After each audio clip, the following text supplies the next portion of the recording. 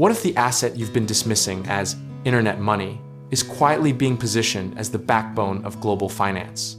A hedge fund manager just predicted that Bitcoin could become the world's neutral global collateral. And that's either the most obvious thing you've ever heard or the most terrifying, depending on where you're sitting. Let's back up, because the word collateral sounds boring until you realize it's the invisible engine that makes the entire financial world move. When you pledge an asset to secure a loan, you're doing what banks, governments, and institutions have done for centuries. Collateral scales credit, reduces lender risk, and keeps liquidity flowing through the system like blood through a body. Gold played this role for most of modern history, and here's the irony. Gold is just a shiny rock we all collectively agreed to trust. Bitcoin, by contrast, is a mathematically enforced, digitally scarce, borderless asset that no central bank can print more of, and yet somehow we still debate whether it's real. The hedge fund argument goes like this. In a world where the dollar, the euro, and the yuan are all politically compromised collateral, institutions need something neutral.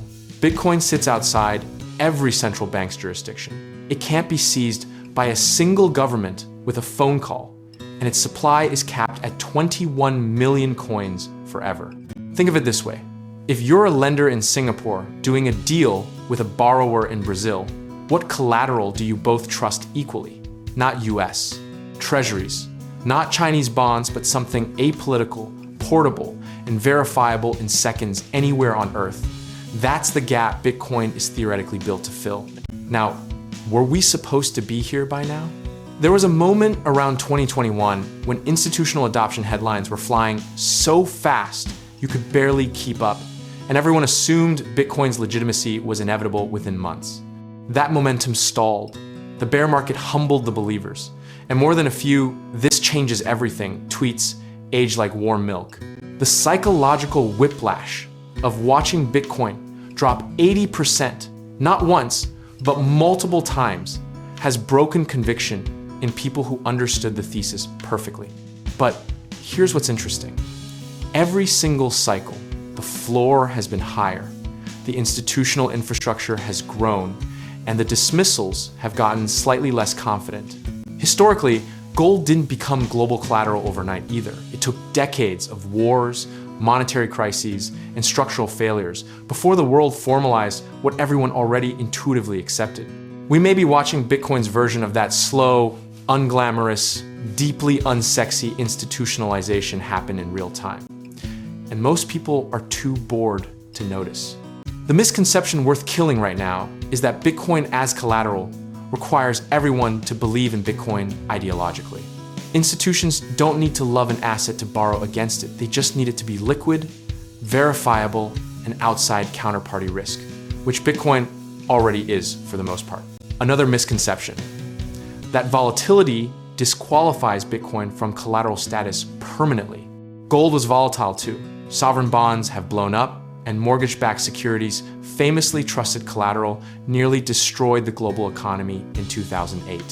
Volatility is a risk to manage, not a permanent sentence.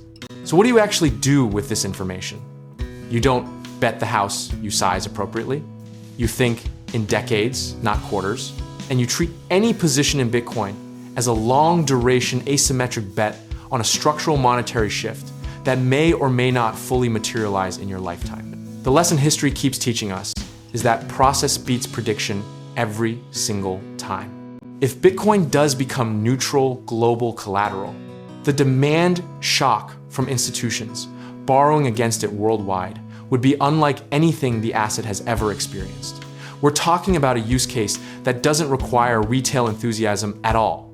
And if it doesn't get there, it still has every other bull case intact, which is a remarkably comfortable position to hold. The philosophical truth underneath all of this is simple. You don't need to be certain about the outcome to make a rational, sized, disciplined allocation. Conviction is for preachers. Investors need process, position size, and the humility to be wrong without being destroyed. We're all watching the same experiment in real time. And the honest answer is, nobody knows exactly how this resolves, but the people asking the right questions right now will be far better prepared than the ones who wait for certainty that never arrives. And if you're thinking about how all of this connects to building real wealth across multiple asset classes, whether that's Bitcoin, real estate, or anything in between, check out our links in the description below where we can help you get started with real estate investing, home contracting work, and finding lenders.